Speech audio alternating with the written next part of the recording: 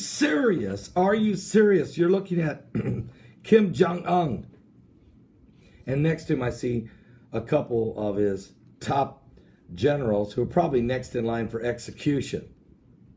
Well, they don't know it yet, or they already know it. I'm not sure. But since he's executed just about everybody, he executes his top military people all the time. If one fell asleep accidentally, or if you disagree with him on the forestry, how the forest is being managed, it's a firing squad. He executes 10 people a day, approximately. He even took his uncle, who helped put him in power when his father died, and assured that he would be the one that should run the country, and fed his uncle, stripped him down naked, and fed him, put him in a cage with 120 hungry hound dogs from hell, and had him eaten alive. Murdered his aunt, his cousins, his ex-girlfriend was executed.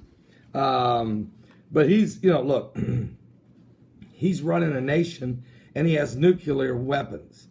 Now, North Korea, folks, we know is a very isolated and impoverished and impulsive rogue nuclear state, ruled by a family, that was built on one of the most terrifying personality cults in the history of the world. As a result, North Korea doesn't have a lot of friends, except for Dennis Rodman. Now, the one country that has always been a friend of North Korea has been Japan, but Beijing has supplied them with food and weapons, and is even bound to a treaty to support North Korea in the event there's ever a war with South Korea.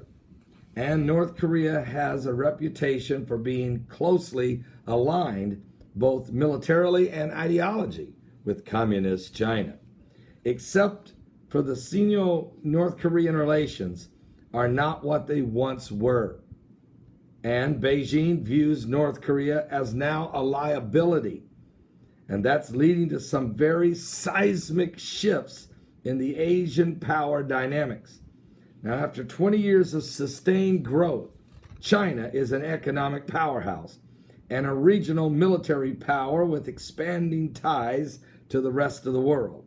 North Korea, by contrast, has clung to political and economic systems that have bankrupted and starved its people, and North Korea has pursued nuclear weapons over other countries' nearly unanimous opposition. So North Korea doesn't seem interested in changing, nor listening to any other government. And indeed, the former president, Kim Jong-il's health deteriorated near the end of his 17-year rule. Beijing met with the American delegation to talk about cooperating in the event of a North Korean collapse. As it turned out, Kim Jong-il, his son, Kim Jong-un, who you're looking at, took over leadership in 2011, forestalling a statewide implosion. Kim Jong-un continued his father's aggressive rhetoric.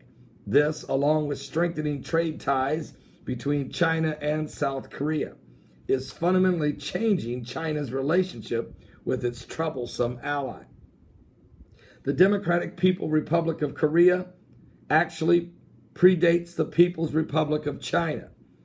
Under the leadership of Major Kim Il-sung, an anti-Japanese guerrilla fighter, he turned the Soviet Army officer. This North Korean offered a refuge and material support to the North Korean people, and he used communism to do it. So now Kim Jong-un, who used to sit down in the basement of the palace playing video games, is now pushing the green buttons of the nuclear age.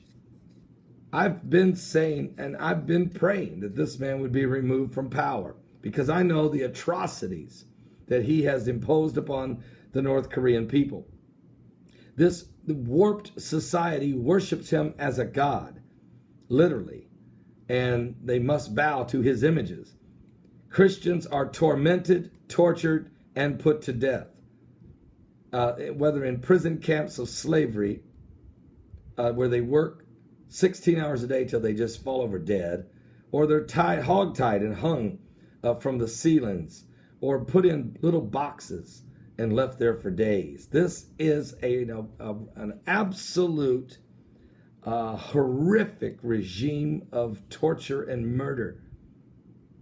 And so I pray every day for this man to be removed from power and the people be liberated and be set free from this dictator, this tyrant, this country filled with tyranny where there is no liberty, where the gospel of Christ is preached in underground, among secret meetings, hiding in caves, sharing the gospel of Christ.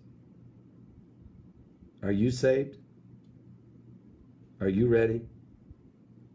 I do know of some Christians in this world that when the earth becomes the apocalyptic moment, when the beast rises and takes over the world, I know of some Christians out there who can stand the test.